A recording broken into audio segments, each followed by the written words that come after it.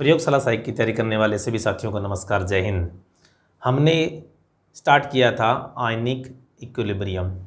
Ionic equilibrium में हमने क्या पढ़ा था, आयनिक साम्य क्या है, इसके पश्चात में कॉमन आयन इफेक्ट था, सोल्युबिलिटी प्रोडक्ट के बारे में पढ़ा।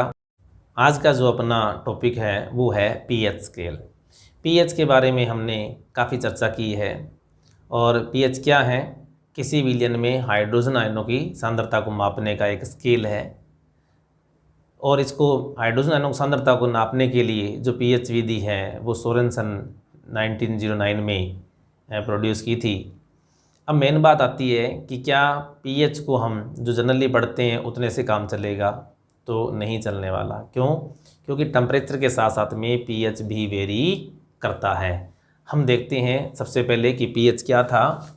पीएच को जनरली हम क्या कहते हैं कि पीएच है वो क्या है, anti log of hydrogen ion, anti log of hydrogen ion, ये हम पढ़ते हैं।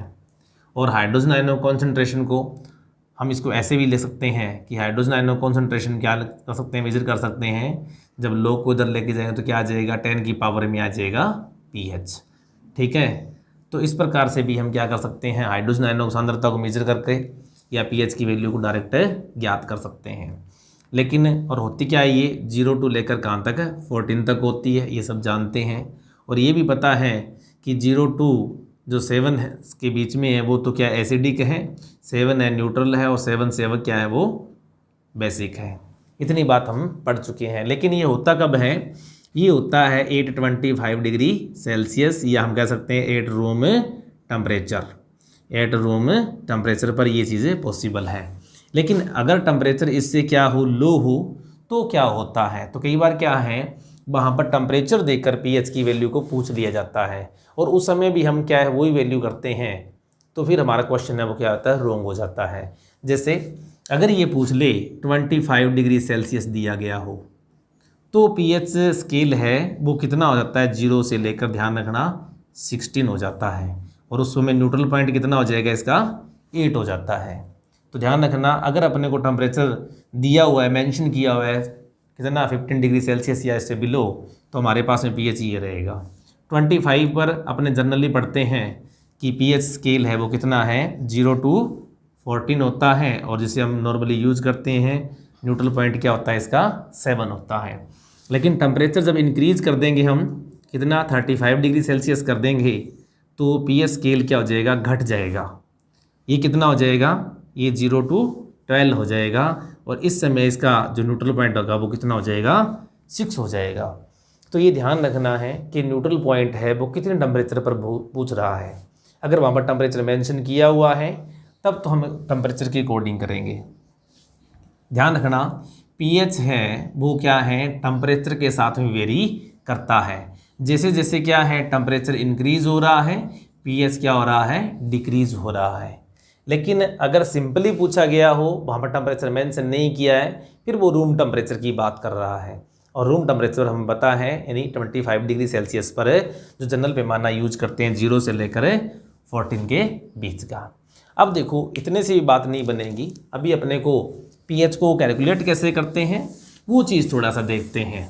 तो पीएच के लिए हमने क्या कहा कि पीएच के लिए जो जनरली फॉर्मूला है वो क्या होता है, anti log of hydrogen ion, या हम क्या है हाइड्रोजन आयनों की कॉन्सेंट्रेशन को कैलकुलेट कर लेते हैं किसी अकॉर्डिंग 10 की घात किस प्रकार से, 10 टू पावर माइनस पीएच लगा देते हैं। कई बार डायरेक्ट हम यहाँ पर क्या है वैल्यू जो होती है, जैसे मैंने लिख दिया 10 टू पावर माइनस 3, इसको भी क्या है किस काम में लेते हैं, डायरेक्ट बताते हैं कि पीएच कितना है इसका, 3 है।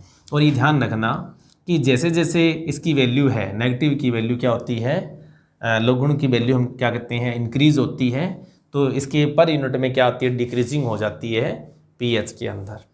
अब कई बार क्वेश्चन क्या है मोलरिटी में दिया गया होता है, वहाँ पर क्या है कोई क्वेश्चन दिया जाता है कि इसकी मोलरिटी क्या है, तो मोलरिटी जब दी गई होती है तो उस केस में अपन क्या करते हैं, तो मोलरिटी को हम किस में कन्वर्ट करेंगे, ध्यान रखना नॉर्मलिटी में कन्वर्ट करेंगे। जितने अपने पास में वहाँ पर जैसे एसिड की बात कर रहे हैं, हाइड्रोजन आयनों की सांद्रता की बात कर रहे हैं, तो उसमें शार्पता कितनी है यानी बेसिडिटी कितनी है, उतने पॉइंट से हम क्या कर देते हैं उसको मल्टीप्लाई कर देते हैं, तो वो किस में कन्वर्ट हो जाता है, नॉर्मलिटी में कन्वर्ट हो जाएगा। तो ये ध्यान रखना, जब भी पीएच के क्वेश्चन सॉल्व करने हों तो मोलरिटी किस में कन्वर्ट करना है, नॉलेबिलिटी में कन्वर्ट करना है। मान लो कोई सॉल्यूशन है, उसकी 0.1 क्या दे रखी है, मोलरिटी दे रखी है, और वो सॉल्यूशन किसका है, H2SO4 का है। तो अगर इसकी pH अपने को कैलकुलेट करनी है तो सबसे पहले इस मोलरिटी को क्या करेंगे, कन्वर्ट करेंगे किसमें, नॉर्मलिटी में। तो ये क्या हो जाएगा, कितने इसमें हाइड्रोजन आयन कितने हैं, 2 हैं, और इसकी कंसंट्रेशन कितनी दे रखी है अपने पास में, 0.01 दे रखी है, तो 0.01, तो कितना हो जाएगा ये 0.02 हो जाएगा। अभी ये जो हमारे पास में कॉन्सेंट्रेशन है वो किसकी है, हाइड्रोजन आयनों की कॉन्सेंट्रेशन है, और इसको क्या है इस फॉर्मूले के अंदर पुट करके, यानी pH इक्वल टू कितना, negative log of H ion, यानी एच आयन की वैल्यू कितने लिखेंगे अपने यहाँ पर, 0.02H लिखेंगे। अब इस क्वेश्चन को आगे हम क्या कर लेते हैं, सोल्व कर लेंगे, तो अपने पास में किसकी वैल्यू आ जाएगी, pH की वैल्यू प्राप्त हो जाएगी। तो ये बात ध्यान रखना कि pH की वैल्यू है वो किस प्रकार से कैलकुलेट करनी है। इसी प्रकार से जल का आयनिक गुणनफल हमने पढ़ा था, उसके अकॉर्डिंग भी हाइड्रोजन आयनों की कॉन्सेंट्रेशन क्या करते हैं, कैलकुलेट करते हैं। तो उसके अकॉर्डिंग भी क्या कर सकते हैं, हाइड्रोजन आयनों की कॉन्सेंट्रेशन अगर हमारे को एक बार प्राप्त हो गई तो फिर हम pH उसका इजीली क्या कर लेते हैं, कैलकुलेट कर सकते हैं। जैसे हम कहते हैं, मान लो वाटर मॉलिक्यूल है, ठीक है, इसका कितना है, 1 मोल है, ठीक है, ये आयनित हुआ किसमें, हाइड्रोजन आयनों के अंदर, किसमें आयनित हुआ, हाइड्रोजन आयनों में। तो इसका टाइम t0 कितने थे अपने पास में, 0 मोल, लेकिन ये किसमें थे, टाइम 0 सेकंड पर। लेकिन टाइम t सेकंड की बात करें तो उस समय क्या है, इसका अल्फा मोल क्या हो गया, वियोजित हो गया, और इसके अल्फा बॉन्ड बने, इसके भी अल्फा मोल बने। तो गिवन वॉल्यूम के अंदर इसकी कॉन्सेंट्रेशन देखें तो कितना आ जाएगा, C1 - अल्फा, C अल्फा, और ये क्या आ जाएगा, C अल्फा। तो यहाँ से अगर हम हाइड्रोजन आयनों की कॉन्सेंट्रेशन को कैलकुलेट कर लें तो क्या आएगा, हाइड्रोजन आयनों की कॉन्सेंट्रेशन इक्वल टू क्या होता है, C अल्फा। और ये बहुत ही इंपॉर्टेंट क्या है, फॉर्मूला है कि हाइड्रोजन आयनों कॉन्सेंट्रेशन ज्ञात कर ली तो फिर अपने को क्या प्राप्त हो जाएगा, pH प्राप्त हो जाएगा। लेकिन ज्ञात कैसे करेंगे, अपन दिए गए कोई भी मटेरियल है, कोई भी सब्सटेंस है, कोई पदार्थ जो दिया गया होगा, उसके लिए हम क्या ज्ञात करेंगे, हाइड्रोजन आयनों कॉन्सेंट्रेशन।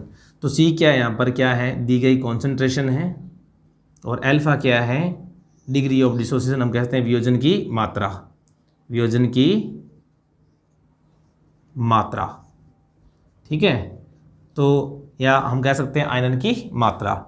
तो वहाँ पर कई बार क्या क्वेश्चन में कोई क्वेश्चन दिया होता है, उसमें आयनन की वैल्यू दी गई होती है कि कोई पदार्थ है, एसिटिक एसिड है या HCl है, वो 10% क्या हो गया, आयनित हो गया, या HCl है वो 90% आयनित हो गया। तो उस समय हम क्या करते हैं, वियोजन की मात्रा को काम में लेते हुए हाइड्रोजन आयन की कॉन्सेंट्रेशन क्या कर लेते हैं, कैलकुलेट कर लेते हैं। इसी प्रकार से हम पहले भी पढ़ के आ रहे हैं, हम कहते हैं कि जल का आयनिक गुणनफल होता है वो क्या होता है, हाइड्रोजन आयनों की कॉन्सेंट्रेशन, और ये क्या है, हाइड्रोक्सी आयनों की कॉन्सेंट्रेशन क्या होता है, गुणनफल होता है।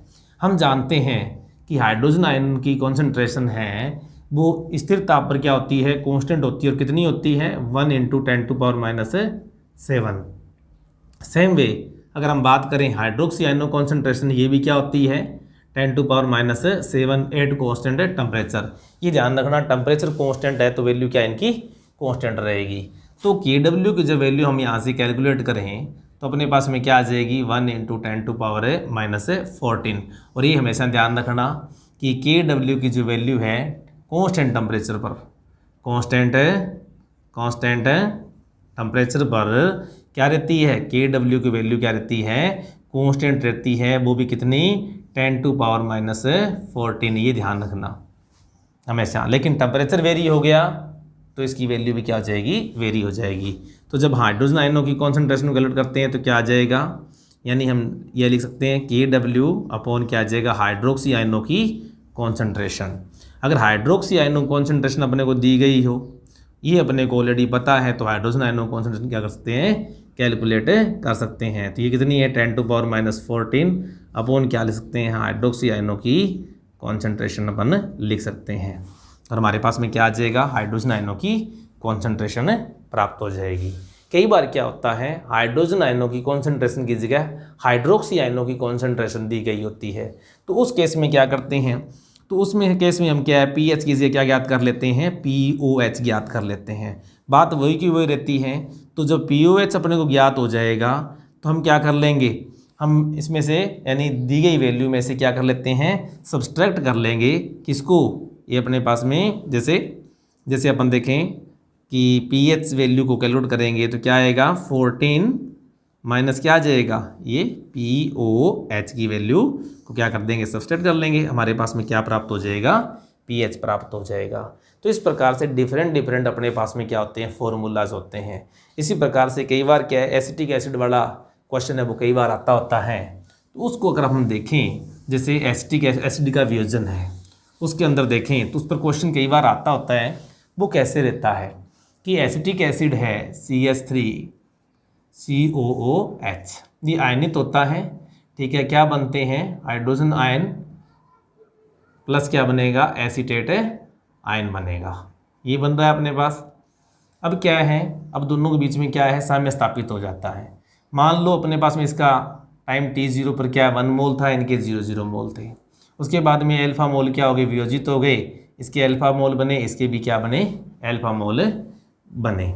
तो अपने पास में दिए गए वॉल्यूम में इसकी कॉन्सेंट्रेशन को देखें तो कितना था, C1 माइनस अल्फा, इसको ऐसे लिख सकते हैं C अल्फा, और ये क्या है C अल्फा। देन अनुपाती क्रिया नियम के अनुसार क्या लिखते हैं, कांस्टेंट फॉर एसिड क्या आएगा अपने पास में, तो अपने पास में सीधा यहाँ से निकालें तो क्या है, कॉन्सेंट्रेशन ऑफ हाइड्रोजन आयन और concentration of the acetate anion, ये था ना, और अपॉन क्या आ जाएगा, सॉल्ट की क्या है कॉन्सेंट्रेशन। तो इस प्रकार से अपने पास फॉर्मूला क्या है प्राप्त हो जाता है। अब यहाँ से हाइड्रोजन आयनों की कॉन्सेंट्रेशन अपने पास कैलकुलेट हो जाए तो हम क्या कर सकते हैं, इस दिए गए सॉल्यूशन का क्या ज्ञात कर सकते हैं, एसिटिक एसिड का pH कैलकुलेट कर सकते हैं, और बाकी वैल्यूज़ दी गई हो। जैसे यहाँ पर अपने पास में ज्ञात करें तो क्या आ जाएगा, ये आ जाएगा एसिड कांस्टेंट मल्टीप्लाई बाय क्या आ जाएगा, सोल्ट अपॉन क्या है एसीटेट एनायन की कॉन्सेंट्रेशन। तो यहाँ से भी क्या कर सकते हैं, हमने हाइड्रोजन आयनों की कॉन्सेंट्रेशन क्या है कैलकुलेट कर लेते हैं, और हाइड्रोजन आयनों की कॉन्सेंट्रेशन एक बार कैलकुलेट हो गई फिर हमारे पास में फॉर्मूला है क्या था, pH equal to negative log of H ion, ठीक है। तो negative log of H ion में क्या है, इन H की वैल्यू डालकर हम क्या कैलकुलेट कर लेंगे, pH की वैल्यू को कैलकुलेट कर लेंगे। यदि OH की वैल्यू दी गई होगी तो OH के अकॉर्डिंग क्या करेंगे, OH की वैल्यू को 14 में से क्या कर देंगे, सब्सट्रैक्ट कर देंगे, घटा देंगे, उसके अकॉर्डिंग क्या आ जाएगा, pH हो जाएगा। तो ये अपना टॉपिक था आज का pH। यानी एक बात ध्यान रखना कि pH है वो टेम्परेचर के साथ में वेरी करता है। स्पेशल टेम्परेचर देकर आपको सीधा pH पूछे या इसका न्यूट्रल पॉइंट पूछे तो आपको जो मैंने बताया अभी उसके अकॉर्डिंग करना है। अगर वहाँ पर टेम्परेचर मेंशन नहीं किया, 25 डिग्री सेल्सियस मेंशन कर रखा है, तो वो अपने जनरल जो अपने रूम टेम्परेचर पर जो करते हैं उसी अकॉर्डिंग अपने क्वेश्चन को क्या करना है, सोल्व करना है।